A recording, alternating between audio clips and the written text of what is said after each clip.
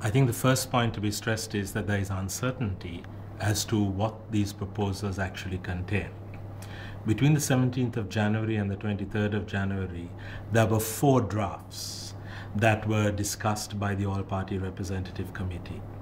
I think the original idea was to come up with a set of proposals that talked about the full implementation of the 13th Amendment to the Constitution. But the document that finally emerged and which was released to the public was a mere 2-page document that talked about the full implementation of some relevant provisions in the 13th Amendment to the Constitution. And so there's a big difference. If you look at the 2-page document, it doesn't seem likely that police powers are going to be devolved, that powers relating to land are going to be devolved, that the government is going to try and give more and more responsibility to the provinces. The 2-page document merely has a set of vague, almost unenforceable statements like the government shall endeavor to facilitate the smooth working of the provincial councils. The government shall endeavor to give more funds. It is totally vague and very limited. The second point I'd like to make is that the 13th Amendment itself is fundamentally flawed in a number of respects. The 13th Amendment does not really give substantial devolution of power to the provinces. The Central Parliament has over the years developed various mechanisms by which power that is once given can actually be taken back to the centre.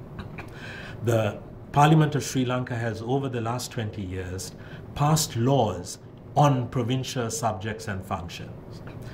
The 13th Amendment is supposed to devolve power in the health sector, in the education sector, but over the years, various district hospitals, hospitals in the provinces, schools in the provinces have actually been taken over by the centre. It's been very easy for the centre to take power back to itself, and this is why most Tamil political parties have deep reservations about the 13th Amendment to the Constitution.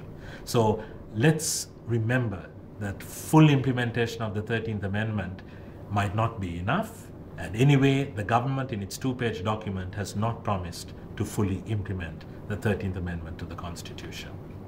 The third point that I'd like to make is that the 2-page document talks about the need to set up an interim council in the north, but it has not spelled out how the interim council is going to be established.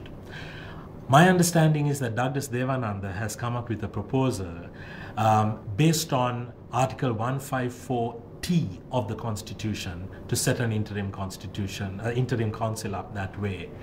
I do not think that that is the appropriate constitutional provision to use to set up an interim council. There is another provision in the Constitution that does allow Parliament to take over the power of a provincial council, and then for Parliament to give that power to the President, and then the President in turn to give that power to any other body. This would be the appropriate way to set up an interim council in the north, but it is very significant that Douglas Devananda's proposals, as far as I know, do not use that particular mechanism to set up an interim council, but talks about another constitutional provision which really deals with interim or transitional provisions which would not be appropriate for the setting up of an interim council. So there are some very important questions of legality and propriety which may arise if the government is serious about setting up the interim council in the north.